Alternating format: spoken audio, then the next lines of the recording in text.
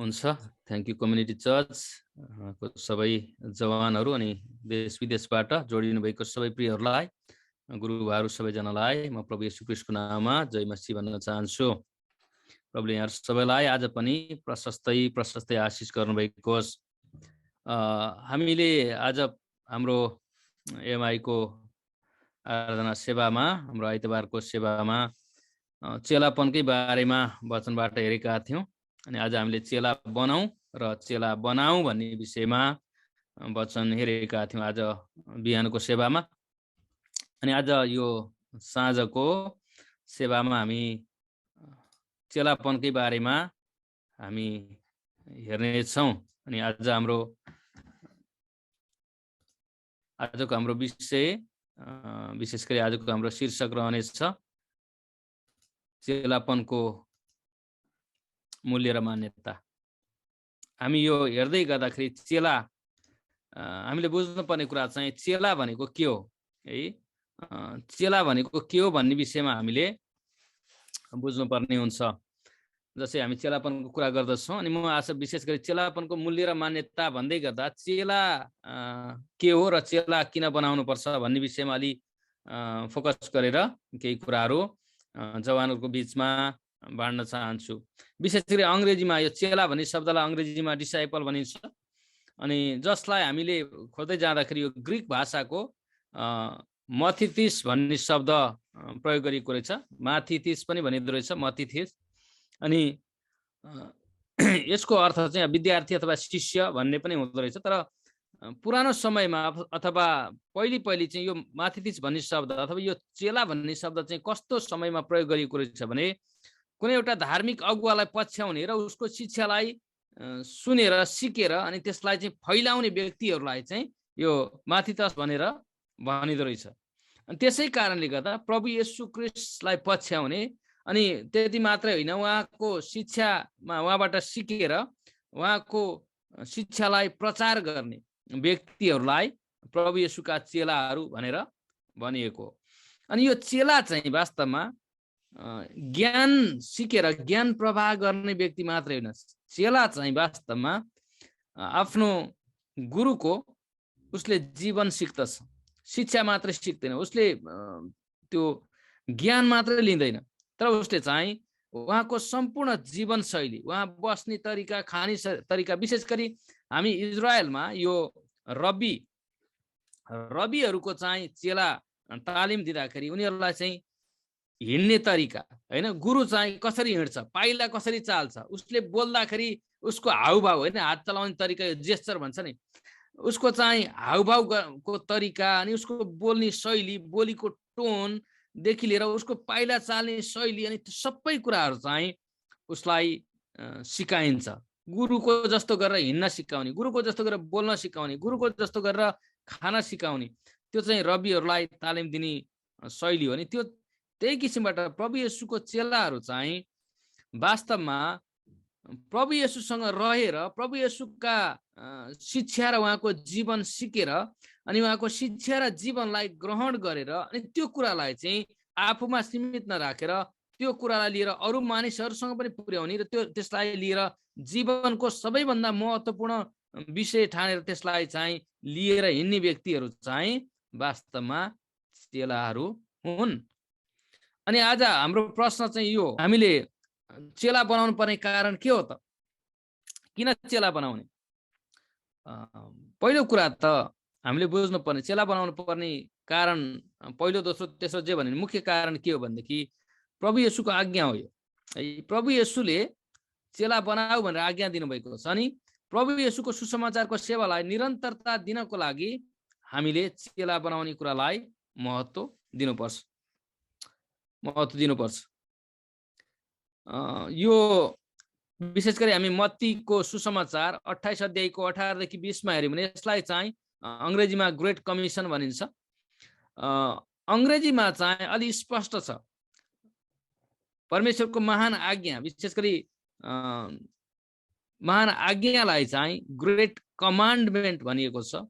अनि यो प्रभु येशूले दिनुभएको जुन आदेश छ यसलाई चाहिँ ग्रेट कमिसन भनिन्छ।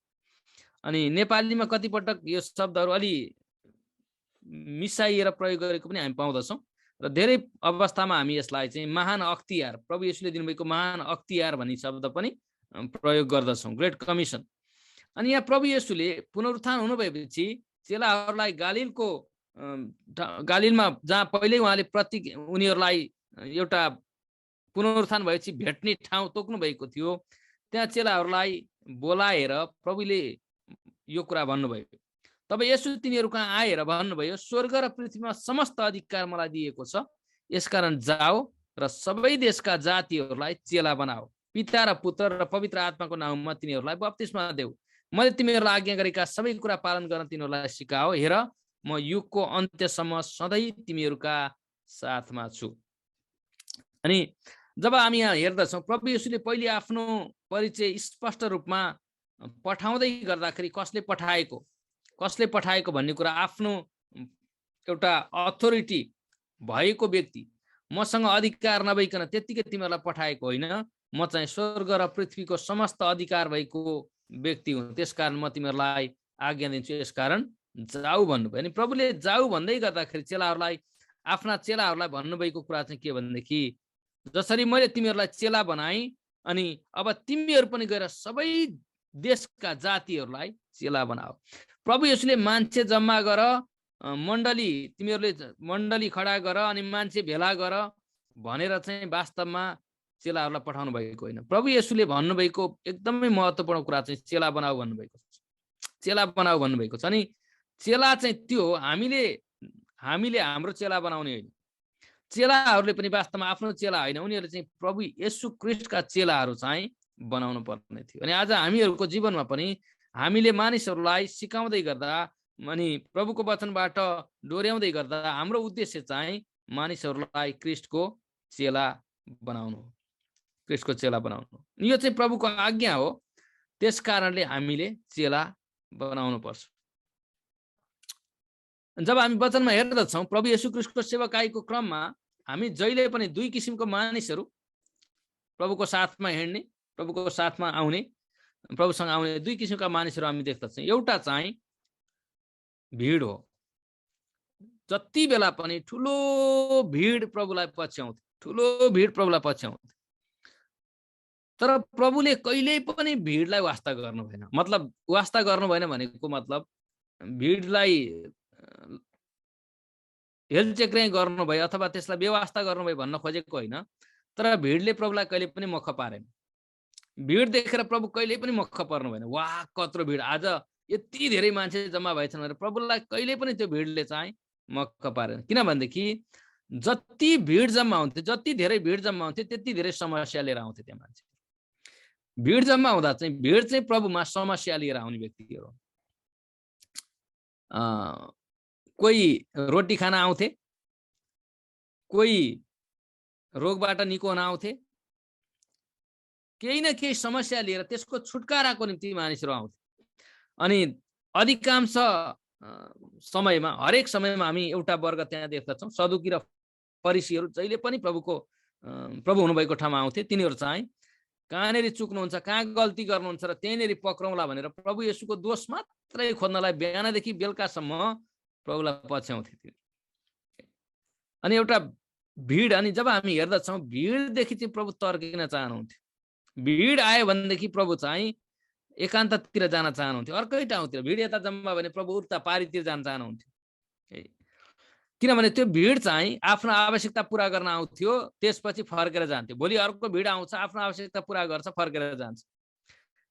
तिनीहरूको प्रभुसँग आफ्नो आवश्यकता पुरा गर्नुभन्दा बाहेक केही पनि अरू सरोकार छ। अनि अर्को एउटा वर्ग छ चेलाहरू। अनि ती चाहिँ भिड जहिले पनि बहुसङ्ख्यक छन्, धेरै सङ्ख्यामा, अनि चेलाहरू जहिले पनि न्यून सङ्ख्यामा छन्। अनि प्रभु येशूले भिडलाई दृष्टान्तमा बोल्नुहुन्थ्यो, तिनीहरूले सुन्थे, केही पनि नबुझिकन टल्ल परेर घर फर्केर जान्थे। तर बेलुका सबै भिड गइसकेपछि प्रभु चाहिँ चेलाहरूसँग बस्नुहुन्थ्यो, अनि चेलाहरूलाई तिमीहरूले आज मैले भनेको दृष्टान्तको कुरा बुझ्यौ त भन्नुहुन्थ्यो।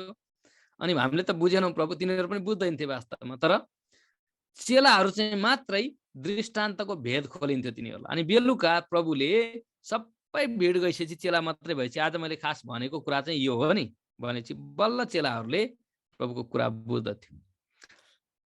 आज मण्डलीमा जब हामी हेर्दछौँ, हामी अगुवाहरू पनि मान्छे धेरै जम्मा गर्न चाहन्छौँ अनि हामी धेरै भिड देख्दाखेरि मक्ख पर्छौँ। धेरैजना जम्मा भएको बेला वचन प्रचार गर्दा बडा आनन्द जस्तो लाग्छ।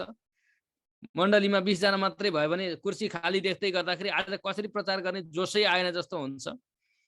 वास्तवमा जब हामी प्रभु येशूलाई हेर्छौँ, भिडदेखि प्रभु कहिल्यै पनि मक्ख पर्दैन। भिडले प्रभुलाई वचन प्रचार गर्नलाई कहिल्यै पनि प्रभावित पारेन।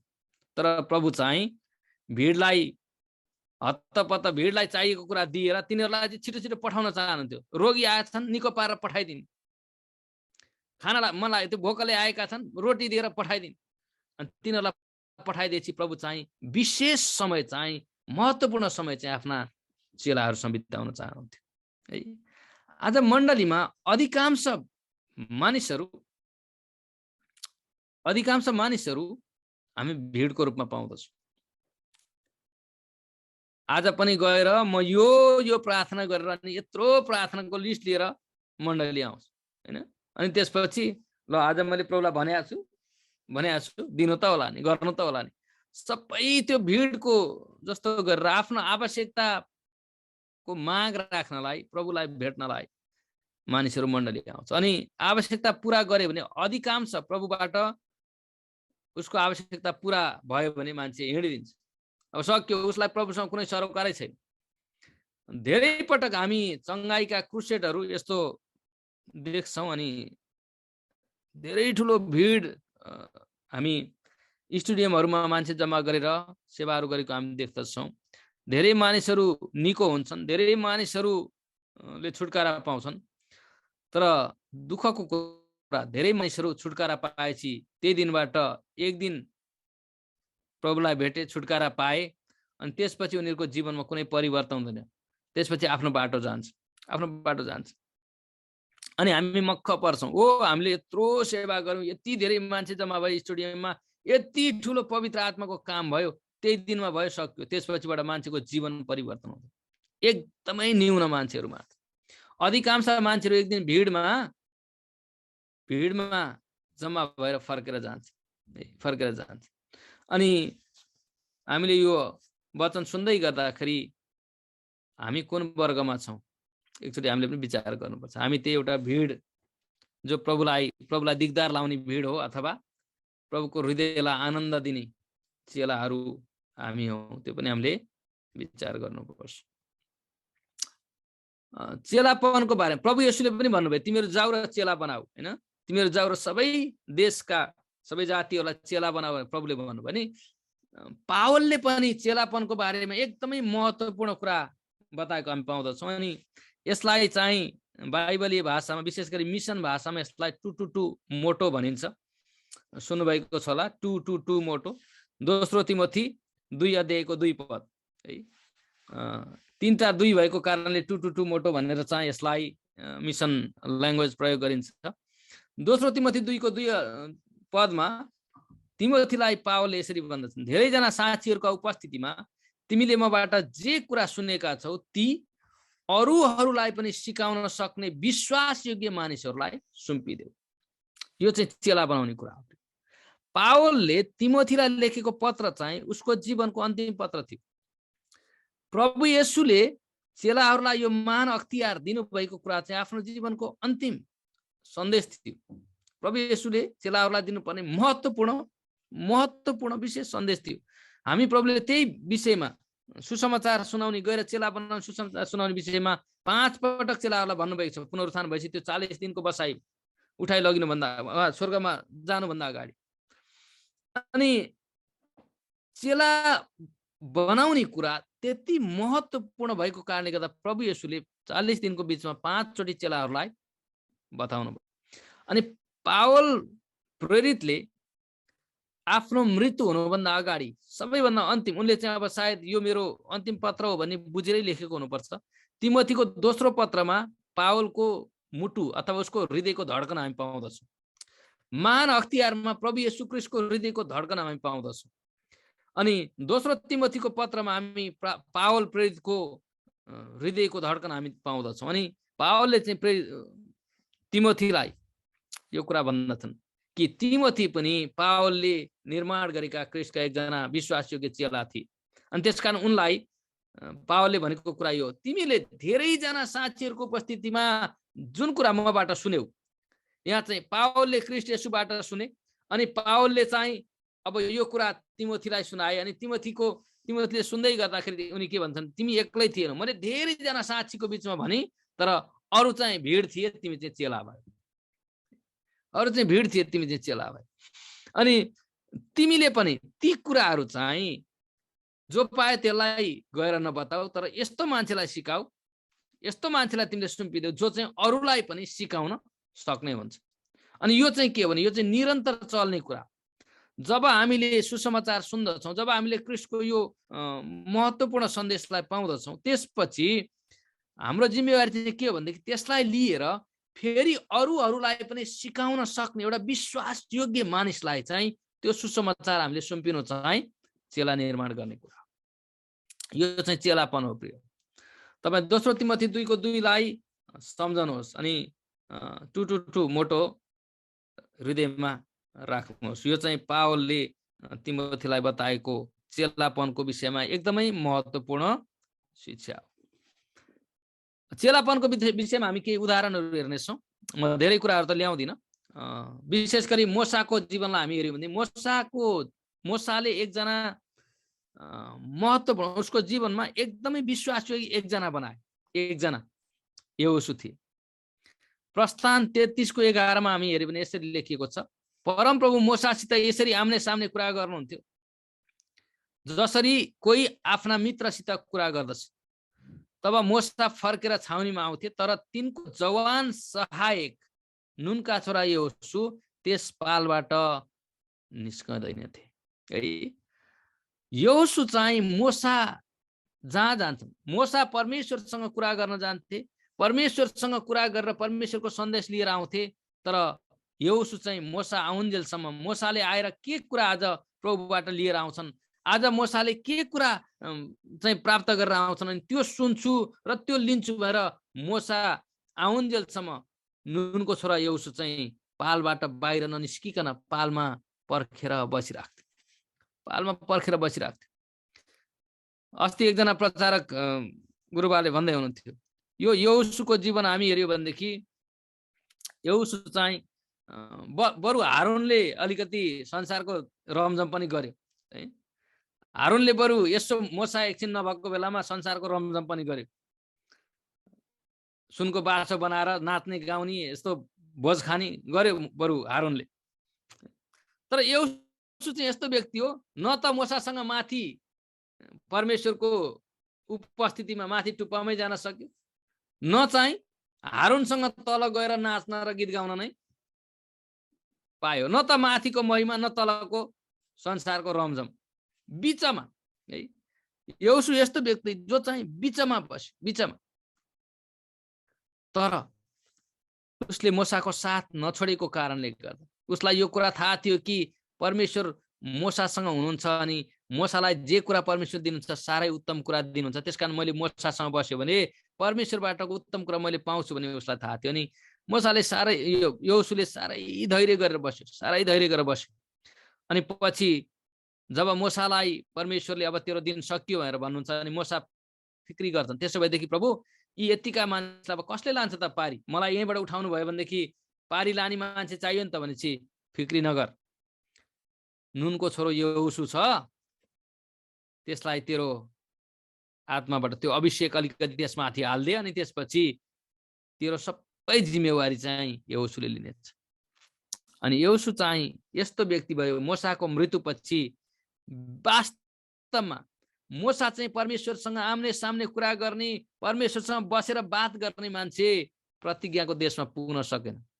तर यहोशू यस्तो मोसाको साथमा, मोसाको चेला भएर चाहिँ पाल कहिले नछोडेर बसेको यहोशू चाहिँ वास्तवमा प्रतिज्ञा गरेको देशमा इजरायलीहरूलाई लिएर जाने व्यक्ति चाहिँ यहोशू भयो। यो चाहिँ चेलापन एकदमै महत्त्वपूर्ण कुरा हो है। हामी चेला बन्नु, पहिलो कुरा हामी चाहिँ चेला बन्नुपर्छ, ख्रीष्ट येशूको चेला हामी बन्नुपर्छ। भिडबाट निस्किएर आएर प्रभु येशूसँग अब दृष्टान्तका कुराहरूको भेद खोल्ने, त्यो एकान्त प्रभुसँग विशेष समय बिताउने चेलापनमा हामी प्रभुसँग आउनुपर्छ। अनि दोस्रो कुरा चाहिँ हामी चेला भएपछि हामीले यसुमा रहेर उहाँको वचनमा हामीले अरूहरूलाई पनि चेला बनाउनुपर्छ। हामी मोसाको जीवनमा त्यो देख्दछौँ। अनि मोसापछि मोसाले आफ्नो उत्तराधिकार चेला चाहिँ यहोशुलाई निर्माण गरे। अर्को कुरा हामी हेर्दछौँ एलियाको जीवनमा। एलियाको जीवनमा जब हामी हेर्दछौँ, एलियाले एकजना चेला बनाए जो चाहिँ एलिसा हो। पहिलो राजा 19 देखि 21 यसरी लेखिएको छ, यसैले एलिया त्यहाँबाट गएर साफातका छोरा एलिसालाई भेट्टाए। तिनी 12 हल गोरुहरूका साथ खेत जोतिरहेका थिए। तिनी चाहिँ ती मध्ये 12औं हललाई जोतिरहेका थिए। एलियाले गएर आफ्नो खास्टो तिनी माथि उडाइदिए। तब एलिसाले आफ्ना गोरुहरू छोडेर एलियाको पछि पछि दगुरेर भने, कृपा गरी मलाई आफ्ना बुबा र आमालाई चुम्बन गरेर बिदा हुन दिनुहोस्, त्यसपछि म तपाईँको पछि लाग्नेछु। एलियाले जवाफ दिए, जाऊ न, मैले तिमीलाई के गरेको छु र। तब एलिसाले एलियालाई छोडेर गए। तिनले आफ्नो एक हल गोरु लिएर मारे। तिनले हलोका काठहरू जलाएर मासु पकाएर मानिसहरूलाई दिए र तिनीहरूले खाए। त्यसपछि तिनी एलियाको पछि लागे र तिनका चाकर भए। सेवक भन्ने शब्द पनि प्रयोग गरेको हामी पाउँदछौँ र चाकर भन्ने शब्द पनि छ र सहायक पनि हुन्। यहाँ हामी के देख्छौँ भने एलिसाले जब एलियाको चेला बन्ने एउटा त्यो पवित्र आत्माबाट प्रेरणा पाए, अनि अब म एलियाको पछि लाग्नुपर्छ भन्ने भयो। अनि उनी चाहिँ उनको बाधक एउटा थियो, एउटा बाधक थियो। त्यो बाधक के हो भने उनी 12 हल गोरु मध्ये 12औं हल चाहिँ उनी जोत्दै थिए। उनले जोत्नु पर्ने थियो, हलो थियो, जुवा थियो, गोरुहरू थिए। अनि उसले फर्केर गएर हलो जुवा सबै काटेर टुक्रा टाक्री पार्यो, गोरु काटेर टुक्रा टाक्री पार्यो, अनि सबै पकाएर सबै मान्छेहरूलाई खाना दिएर, यही हो मेरो बाधक, मलाई एलियाको चेला बन्न नदिने यिनी गोरुहरू हुन्, यिनी हलो जुवा हो, ल खाऊ भनेर सबै मान्छेहरूलाई गोरु पकाएर सबै बाँडेर खाना दिएर अब म फिक्री भएँ, अब म स्वतन्त्र भएँ। त्यसपछि एलिसा चाहिँ एलियाको पछि लाग्यो। प्रियहरू, चेला बन्नलाई बाधा पुर्याउने गोरुहरू काटेर मान्छेलाई भोज दिएर भयो नि हामी प्रभुको पछि लाग्नुपर्छ। केले बाधा पुर्याउँछ? हामी प्रभुको चेला हुनलाई बाधा पुर्याउने धेरै कुराहरू छन् हाम्रो जीवनमा, धेरै कुराहरू छन्। आज हामीले आँट गर्नुपर्छ। एलिसाले सानो आँट गरेको होइन है, उसको पनि होइन, त्यो गोरु पनि वास्तवमा बाउको सम्पत्ति हो, उसलाई दिएको अधिकार होइन। तर उसले के बुझ्यो भनेदेखि यो गोरु चाहिँ, यो एकल गोरु चाहिँ मेरो निम्ति बाधक भयो, मैले चाहिँ एलियाको पछि जानलाई यसले मलाई रोक्यो। त्यसकारण म यो बाधकलाई अरू के अब अर्काको जिम्मा लायो भने नि अब फेरि बाउले पछि मलाई बोलाउलान्, त्यसले त एकछिन जोत्यो छोडेर गयो, तेरो गोरु सम्हाल्न आइज भनेर बाउले फेरि बोलाउलान्, अब म गोरु नै सिद्ध्याइदिन्छु।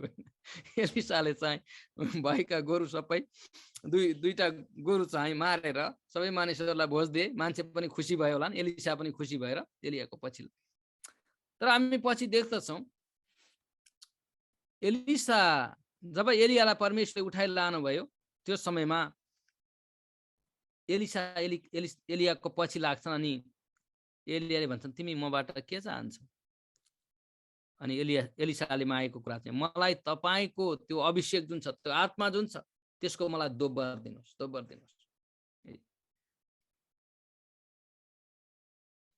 अनि त्यही खास्टो होला सायद। पहिले जुन खास्टो चाहिँ चेला हुन बोलावट दिँदाखेरि एलियाले एलिसाको काँधमा हालिदिएका थिए, पछि माथिबाट उठाइ लाँदा पनि त्यही खास्टो चाहिँ एलियाले एलिसालाई खास्टो छोडिदिएर गए।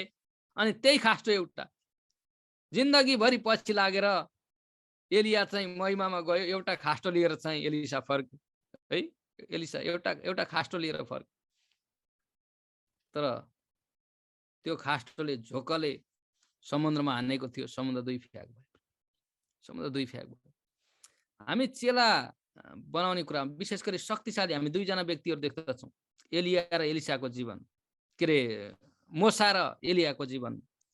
मोसाको चेला यहोशू थिए, एलियाको चेला एलिसा थिए। प्रभु येशूले 12 जना चेला बनाउनु भयो, त्यही पनि एउटा त कुहिएको पर्यो। प्रभु आफैले चुनेको पनि कुहिएको एउटा परेछ। पावलले तिमोथी, सिलास, लुका अनि फिलेमोन जस्ता, तीतस जस्ता चेलाहरू बनाए। अनि आज पावल, प्रभु येशू ख्रीष्ट सबैले हामीलाई भन्नुभएको कुरा चाहिँ यो हो कि हामीले पनि चेला बनाउनुपर्छ, चेला बनाउनुपर्छ। अनि चेलाको निम्ति चाहिँ हामीले भिडबाट निस्केर आउनुपर्छ, हामीले मूल्य चुकाउनुपर्छ। तर हामी दुःखको कुरा हेर्नुहोस् है, त्यस्तो शक्तिशाली चेला बनाएका मोसा अनि एलिया, तर जब हामी यहोशू र एलिसाको जीवनमा हेर्दछौँ, यहोशूले चेला बनाउने कुरामा चुके। उनले एकदमै शक्तिशाली काम गरे। यहोशूले गरेको सेवकाई सानो होइन। इजरायलीहरूलाई प्रतिज्ञाको देशमा लगेर लडाईँ गरेर जितेर उनीहरूलाई सबैलाई त्यो जग्गा जमिन भाग बन्डा गरेर सबैलाई विश्राम दिए, सबैलाई विश्राम दिए। तर जब यहोशूको मृत्यु भयो, यहोशूले गरेको गल्ती चाहिँ यो थियो कि यहोशूले चेला बनाएन। यहोशूले शक्तिशाली काम गरे, एकदमै पावरफुल, तर यहोशूले चेला बनाएन, जसको कारणले गर्दाखेरि हामी न्यायकर्ताको पुस्तक पढ्न पाउँदछौँ। अनि यहोशूको मृत्युपछि इजरायलीहरू ठुलो पापमा फसेको कुरा हामी पाउँदछौँ। किनभनेदेखि यस्तो दुःख लाग्दो कुरा हामी सुन्दछौँ, त्यहाँ यति पढ्न पाउँदछौँ। जब यहोशू मरे अनि त्यसपछि उनीसँग भएका परमेश्वरले गर्नुभएका सबै महान काम देख्ने त्यो पुस्ता पनि सबै मर्यो। अनि दोस्रो अर्को पुस्ता आयो जसले चाहिँ परमेश्वरको बारेमा जान्दैनथ्यो। हेर्नुहोस्, एक पुस्ता पछि नै परमेश्वरको बारेमा नजान्ने भए, यो चाहिँ कति दुःख लाग्दो कुरा। किनभनेदेखि यहोशूले शक्तिशाली काम गरे पनि चेला निर्माण नगरेको कारणले गर्दा चुके। जब हामी एलिसाको जीवनमा देख्दछौँ, जसरी एलिसाले एलियाको सेवा गर्दथे, त्यसै गरी एलिसाको सेवा गर्ने एउटा थियो जसको नाम चाहिँ गेहजी थियो। गेहजी थियो। तर गेहजी यति लालची व्यक्ति भयो। हेर्नुहोस्, यो एलियाको चेला भएको एलिसा एउटा खास्टो, त्यो एलियाको खास्टोको निम्ति जिन्दगीभरि सेवा गर्यो। उसले खास्टो भन्दा बाहेक केही पनि कुराको लालचमा गरेन। उसले चाहिँ अभिषेक खोज्यो, आफ्नो गुरुबाटको त्यो परमेश्वरको अभिषेकको मात्रै उसले तृष्णा गर्यो जिन्दगीभरि। तर अर्को छ, त्यही अभिषेकमा जिउने, अभिषेक लिएर हिँड्ने एलिसाको सेवक गेहजी, यति लालची व्यक्ति त्यो निस्क्यो। नामान कुष्ठ रोगीले लिएर आएको सुनको त्यत्रो दौलत, त्यो सबै उपहारहरू चाहिँ एलिसाले फिर्ता गरिदिए। म एउटा केही पनि तिमीसँगबाट लिन्न, किनभनेदेखि मैले तिमीबाट लिनु, मैले परमेश्वरमा आशा नगर्नु। त्यसकारण म तिमीबाट केही पनि लिन चाहन्न। तिमी लैजाऊ, सबै लैजाऊ, नामानले लिएर आएको सबै फिर्ता गरिन्छ। तर गेहजीलाई यस्तो लालची आउँछ, नामानको पछि लागेर गएर 2 जोर कपडा मागेर लिएर आउँछ। अनि पाउन त उसले एलिसाको भन्दा बढ्ता पाएन नि, उसले त एउटा बरको पाएको थियो। एलिसाले एउटा बरको पाएको थियो, उसले 2 जोर कपडा पाए। तर आफ्नो एलिसाले चाहिँ अभिषेक पाएका थिए, तर उसले चाहिँ के पायो? नामानको कुष्ठ रोग। हेर्नुहोस्, उसलाई दिनुपर्ने यस्तो चेला बनाउन, कति चाहिँ चेला बनाउन खोज्दै पनि त्यो लालच र लोभ र लालचको आत्माले मान्छेलाई चेला बन्न दिँदैन। त्यस्तो अभिषेकले भरिएको एलिसासँग जीवन जिएको मानिस गेहजी यति लालची भयो, अन्तिममा उसले आशिष र अभिषेकका कुरा छोडिदिनुहोस्, जिन्दगीभरि उस र उसको परिवार सबैलाई पुग्ने गरी कुष्ठरोग लिएर गयो। एलिसाले त्यही भन्छ, तेरो अब त्यो नामानको कुष्ठरोग चाहिँ तेरो र तेरो परिवारमा सदाको लागि होस्। उसले सधैँको लागि पुर्खौली सम्पत्ति चाहिँ परिवारलाई कुष्ठरोग छोडिदियो गेहजीले। यी 2 जना यहोशू र एलिसा चाहिँ चेला बनाउनमा चुके, जसको कारणले गर्दा उनीहरूको सेवकाई चाहिँ, उनीहरूको जीवन सकिएपछि सेवकाई सकियो। हेर्नुहोस्, एलिसाको एलिसामा परमेश्वरले यस्तो अभिषेक राखिदिनु भएको थियो, त्यो अभिषेक वास्तवमा त्यो सबै भरपुरी चाहिँ गेहजीलाई जानुपर्ने थियो। गेहजी लालची भएर कुष्ठरोग लिन चाहिँ उसको चाहिँ केही पनि पाएन, कुष्ठरोग मात्रै पायो। एलिसा मरेर गाडेको चिहानमा समेत उसको अभिषेक, वास्तवमा एलिसाले त अभिषेक सबै लिएर चिहानमा गयो। एउटा मरेको लास फालिदिएको त्यो एलिसाको चिहान छोएपछि त्यो लास पनि उठेको छ, हेर्नुहोस्। त्यो मरेको लासले एलिसाको अभिषेक पायो, गेहजीले पाएन। कति पटक हाम्रो जीवनमा प्रियहरू अगुवाहरूमा कस्तो अभिषेक छ कि छैन भन्ने कुराले त्यो सिक्ने मानिसको जीवनमा त्यो आउँछ भन्ने छैन। गेहजी जस्ता हाम्रो मण्डलीमा गेहजी जस्ता विश्वासी भए भनेदेखि अभिषेक दिन खोजेर पनि, चेला बनाउन खोजेर पनि चेला हामी बनाउन सक्दैन।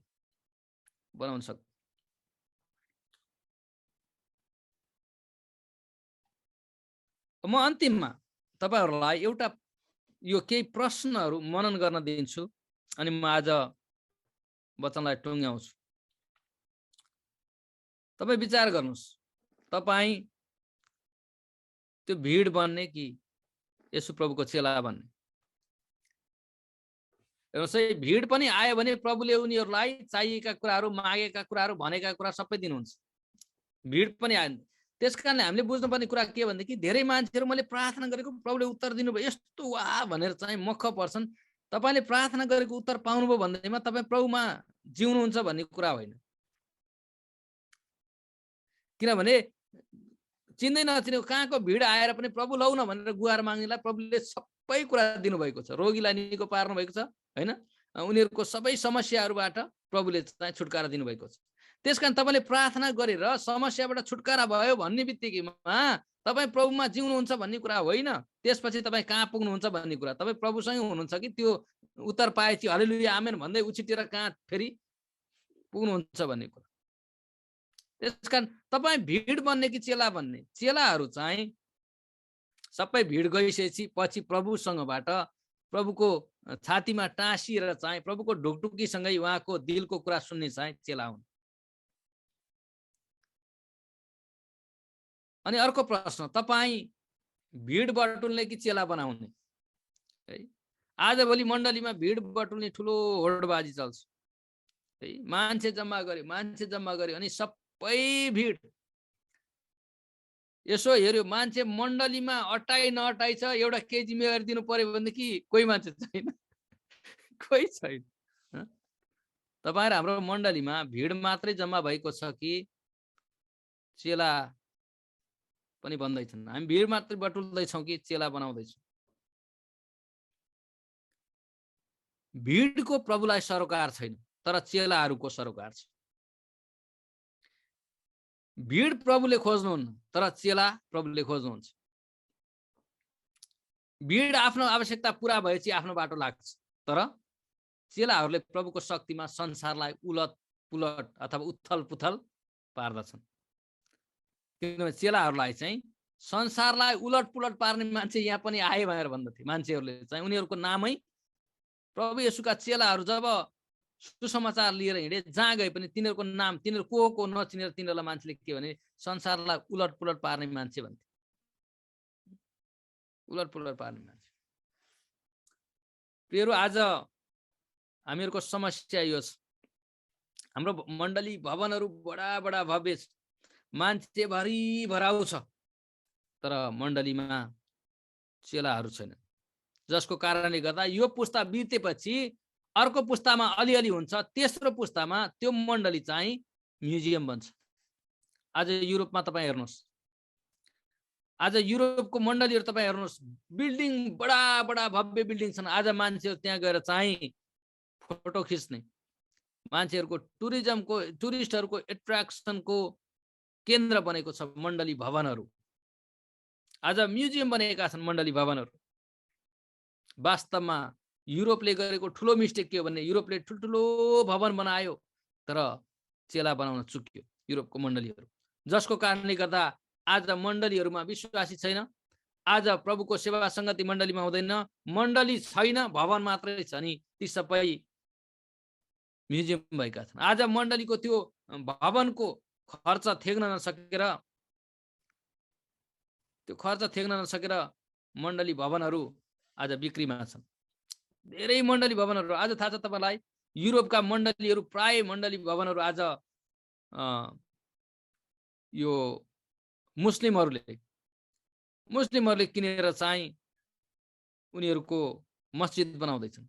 आज धेरै मण्डली भवनहरू चाहिँ यो के भन्छ क्लब बार यस्तोको प्रयोजनको निम्ति मान्छेहरूले किनेर चलाउँदैछ। जहाँ परमेश्वरको महिमा हुनुपर्ने थियो त्यहाँ आज सबै अधर्मका कामहरू गर्नलाई ती बिल्डिङहरू आज प्रयोग भइरहेका छन्। कारण के हो भनेदेखि मण्डलीहरूले गरेको ठुलो गल्ती चाहिँ भवन बनाउनलाई र मान्छे जम्मा गर्न लागे, भिड जम्मा गरेर ठुलो भवन बनाउनलाई मान्छेहरू लागे, तर चेला बनाउनलाई उनीहरू चुके। आज हामी कोरियामा छौँ। कोरियाको मण्डलीहरू हामी हेऱ्यौँ भने प्रियहरू ठ्याक्कै युरोपको सिक्को गरेको छ।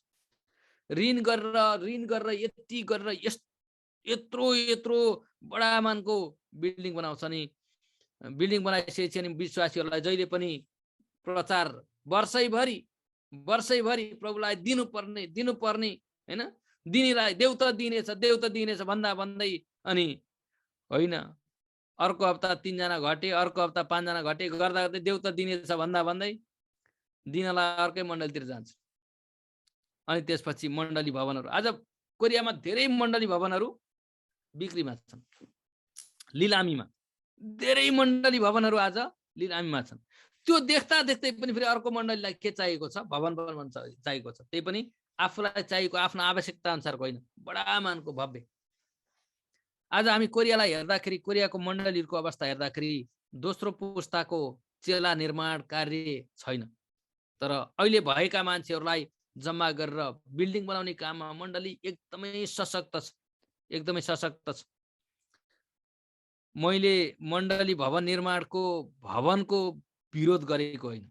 हामीलाई मण्डली भेला भएर सेवा गर्नलाई भवन चाहिन्छ, तर हाम्रो आवश्यकता के हो, हाम्रो महत्त्वाकांक्षा के हो भन्ने कुरा फरक हो। आज धेरै हाम्रो आवश्यकता भन्दा बढी मान्छेलाई देखाउनको लागि उसको भन्दा राम्रो, उसको भन्दा ठुलो एउटा प्रतिस्पर्धाको भावनाले गर्दाखेरि मान्छे बिल्डिङको पछि लागेर मण्डलीमा चेलापन छैन, मण्डलीमा चेलाहरू निर्माण हुँदैन। जसको कारणले गर्दाखेरि अबको 30 देखि 50 वर्ष पछाडि कोरियाको 60% मण्डलीहरू त्यो भवनमा मान्छे रहँदैन, थेग्न सक्दैन। ठ्याक्कै युरोपको सिक्को गरिराखेको छ।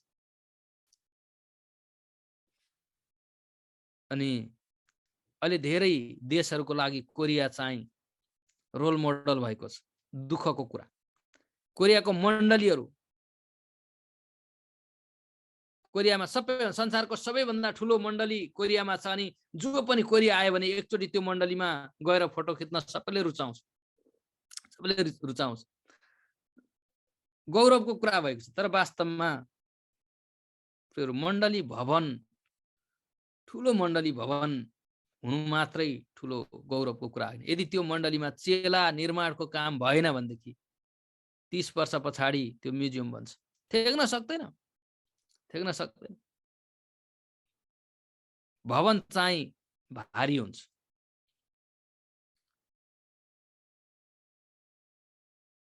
नेपालको मण्डलीहरू पनि साँच्चै नेपालको मण्डलीहरूले अहिलेदेखि नै हामी यो सुरुको अवस्थादेखि नै सजग हुनुपर्छ। युरोप, अमेरिका, कोरिया यहाँका बिल्डिङहरू अनि यहाँको सिस्टम तपाईँ र हाम्रो नमुना बन्नु हुँदैन। किनभने यी सबै वास्तवमा युरोपका मण्डलीहरूको हामीले देखिसक्यौँ हालत, जुन नमुनाका मण्डलीहरू थिए। कोरियाका मण्डलीहरूको अहिले धेरै आकर्षित भवनहरू हामी देख्दछौँ, तर त्यो हामीले नमुना पछ्याउने कुराहरू होइन। तर हामीले पछ्याउनु पर्ने कुरा चाहिँ प्रभु येशू ख्रीष्टको सेवकाई र पावल प्रेरितको सेवकाई हो। पावल प्रेरितको कहीँ पनि स्थायी घर अथवा उहाँको आफ्नो मण्डली भवन थियो, तर उहाँले जस्तो शक्तिशाली सेवकाई कसैले गरेन।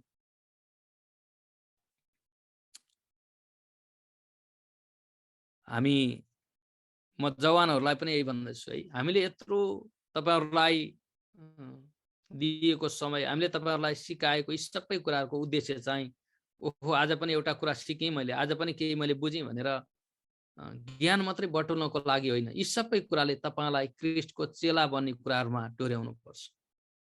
हाम्रो उद्देश्य त्यही मात्रै हो, हाम्रो सबै चाहना त्यही मात्रै हो कि यी सबै कुराहरूले चाहिँ क्रिस्टका चेलाहरू निर्माण हुन सकुन्।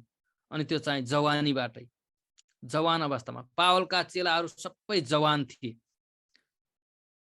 जसको कारणले गर्दा पावलले एकदमै ढुक्क भएर उनीहरूलाई सबै कुराहरूको जिम्मेवारी दिन्थे। आज हाम्रो मण्डलीमा जवानहरू टन्नै भएर पनि जवानहरूलाई निर्धक्कसँग सेवकाईको कुनै भार र जिम्मेवारी दिनलाई एकदमै गाह्रो छ। किनभनेदेखि आज हाम्रो जवानहरूको जीवनमा सबैतिर छेक्नी र बाधा ल्याउने कुराहरू छन्। अनि सबैभन्दा बढी त बाउका गोरु भन्दा पनि हाम्रा आफ्नै पापका जुवाहरू धेरै पटक हाम्रो जवानहरूको जीवनमा बाउको गोरुको त्यो 12 हल गोरुको जुवा भन्दा पनि ठुलो भारी जुवा चाहिँ पाप र अनि शरीरका अभिलाषाको जुवाले गर्दाखेरि जवानहरू थिचिएका छन्। अनि त्यो जुवा आज भाँचेर, अनि त्यो जुवा चाहिँ काटेर दाउरा बालेर अनि मान्छेलाई गोरु काटेर खाना दिएर क्रिस्टको पछि लाग्ने चेलाहरू बन्न प्रभुले तपाईँ हामी सबैलाई अनुग्रह गर्नुभएको होस्। चेलाहरूले मात्रै जीवन परिवर्तन गर्छ, चेलाहरूको जीवनबाट मात्रै मानिसहरूको जीवन परिवर्तन हुन्छ। भिड, हामी पनि भिड मध्येको एउटा हौँ र हामी पनि भिड मात्रै जम्मा गर्छौँ भने भिडले प्रभुलाई महिमा दिँदैन। भिडको बिचमा प्रभु चाहिँ जहिले पनि हामी भिडदेखि प्रभु तर्किन चाहनुहुन्छ। भिड आउँछ भने थाहा पाएपछि प्रभु पारिजाउँ, यो भिडदेखि, यो भिडले मलाई हैरान पारे, पारिजाउँ भन्नुहुन्छ प्रभु। प्रभु भिड छोडेर चेला भएको ठाउँमा जान चाहनुहुन्छ। तपाईँ भिडमा हुनुहुन्छ कि चेलाको वर्गमा हुनुहुन्छ? भिडमा हुनुहुन्छ भने निस्केर आउनुहुन्छ चेलाको वर्गमा। चेलाको वर्गमा हुनुहुन्छ भने प्रभुलाई धन्यवाद, अरू चेला बनाउनुहोस्। प्रभुले हामी सबैलाई अनुग्रह गर्नुभएको होस्। हुन्छ, म वचनलाई यहीँ राख्दछु, छोटो प्रार्थना गरेर टुङ्ग्याउने छु। प्रभु हामी तपाईँलाई धन्यवाद दिन्छौँ। प्रभु येशू तपाईँले नै दिनुभएको आज्ञा यो कि जाऊ र सबै देशका जातिहरूलाई चेला बनाऊ। अनि पावल प्रेरितले पनि त्यही कुरा तिमीलाई भन्दछ, जुन कुरा धेरै साथीहरूको बीचमा तिमीले मबाट सुन्यौ, ती अरूहरूलाई पनि सिकाउन सक्ने विश्वासयोग्य मानिसहरूलाई सुम्पिदेऊ। अनि त्यो चाहिँ चेला बनाउने कुरा हो। प्रभु हामीलाई भिड जम्मा गर्ने तर चेला बनाऊ। हामी भिड हुने होइन, तर हामी चेला बन्ने जीवन हामीलाई दिनुहोस्। हाम्रो जवानहरू प्रभु भेला हुने, सिक्ने अनि फर्केर जाने र भिडमा मिसिने होइन, तर भिडबाट निस्केर आएर क्रिस्टको चेला बन्ने जवानहरू बनाउनुहोस्। हामी प्रार्थना गर्छौँ। धन्यवाद तपाईँलाई येशू प्रभुको नाम, आमेन।